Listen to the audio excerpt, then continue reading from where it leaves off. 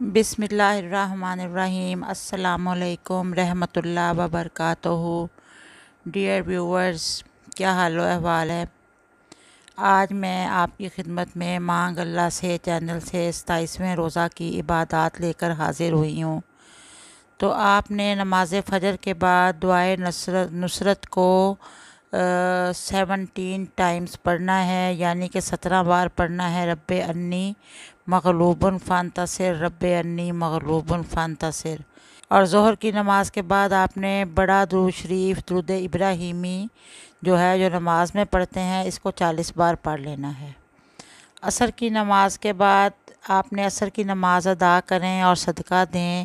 آپ کو پتہ ہے کہ صدقہ دینا اللہ تعالیٰ کو کتنا بڑا، اس کو اللہ تعالیٰ کو یہ عمل پسند ہے، اور صدقہ کسی ضرورت مند کے ہاتھ میں جیسے ہی پہنچتا ہے، اس سے پہلے اللہ تعالیٰ کے ہاتھ میں پہنچ جاتا ہے۔ اور جو صدقہ ہے ہمیں دنیا میں بھی بیماریوں سے، پریشانیوں سے محفوظ رکھتا ہے، اور قیامت کے دن بھی وہ ہمارے کام آئے گا، اور جو قبر میں بھی ہمارے کام آئے گا، قبر میں روشنی بنے گا۔ اللہ تعالیٰ اپنی رحمت فرمائیں اور ہمارے سارے نیک اعمال کو قبول فرمائیں۔ پیسے کسی ضرورت مند کو دے دیں، یا کسی کو لباس دے دیں، یا کپڑے لے کر دے دیں، یا کسی کو کھانا کھلا دیں، یا روزہ افطار کروا دیں عصر کی نماز پڑھنے کے بعد۔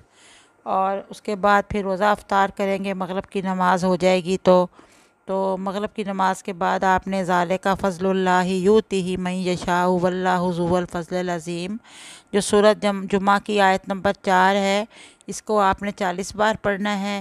اور عشاء کی نماز پڑھ لیں تو پھر آپ صلاۃ التسبیح پڑھ لیں، جو کہ تیسرے کلمہ کے اس میں بار بار پڑھا جاتا ہے۔ 4 رکعت نماز نفل کی یہ ایک نماز ہے، صلاۃ التسبیح، تسبیح نماز بھی اس کو کہتے ہیں۔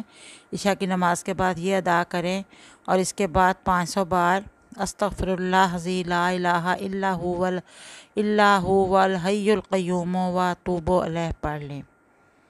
تو یہ 27ویں روزہ کی جو عبادات ہیں وہ مکمل ہو گئی ہیں۔